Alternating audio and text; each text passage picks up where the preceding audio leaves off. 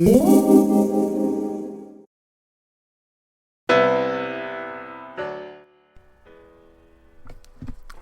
welcome back. Just wanted to talk to you a little bit about my experiences while I was off the grid, if you will, on vacation, and I did not have internet access, and I did have power, but it was quite limited. And very enjoyable vacation, by the way. If you didn't get a chance to see my video, look in the description below. There will be a link to that video. Basically, what I did was I took a very basic machine with me because I wanted to travel very light. And the machine I took was the machine I'm actually on right now doing the screen capture, which is my Lenovo Yoga 2 11.6. It has 4 gigs of RAM, 500 gigabyte SSHD, an i3 processor, and 1280 by 720 resolution. So it's a pretty basic machine. What I do like about it is it does have the SSHD drive, and I have actually configured it as a dual boot. So it has Windows 10 on it, and it also has Fedora 23 on it. And it's very lightweight. It has all the ports that I need. It works great. So it's a good machine for travel.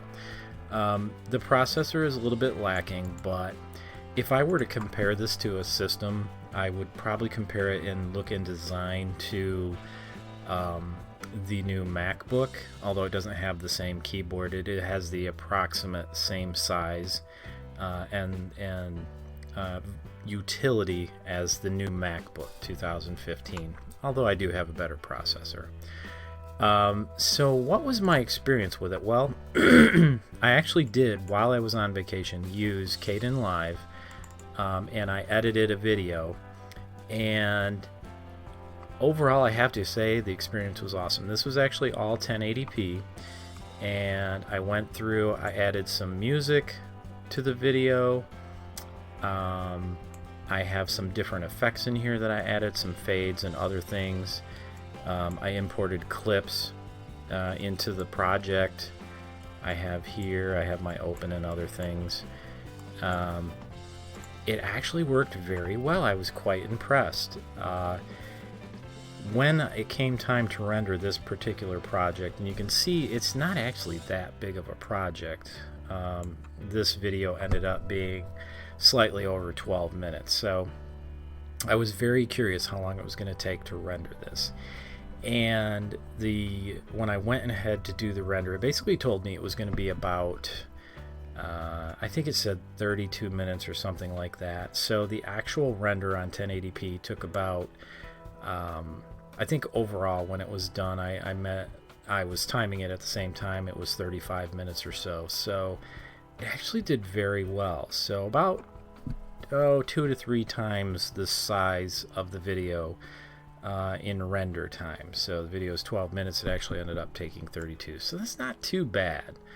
I would consider this machine 100% usable with everything I needed to do as far as the video editing, the internet, everything else, battery life, everything, size, weight. It was awesome. I did try one experiment, however. I tried to I was curious, so using my Galaxy Note 4, I actually captured some 4K video, and just like 3 minutes worth of video, and I put it on this system, and I'm doing a screen capture right now where I'd play it and let you see it. But essentially when I played that 4K video, I would get approximately 1 frame every 3 to 4 seconds, so it was really bad. So this system in no way is ever going to be able to edit 4K. Now I have the bigger brother of this system, which is the Lenovo Yoga 2 Pro 13.3 inch with an i7, 8 gigs of RAM, and an SSD. So I'm gonna try some 4K on that. I'm thinking it'll be fine. In addition to this system, I'd actually brought another one, which was my wife's MacBook Air i7. I think it's a 2014 model. So that one was easily able to play the 4K video.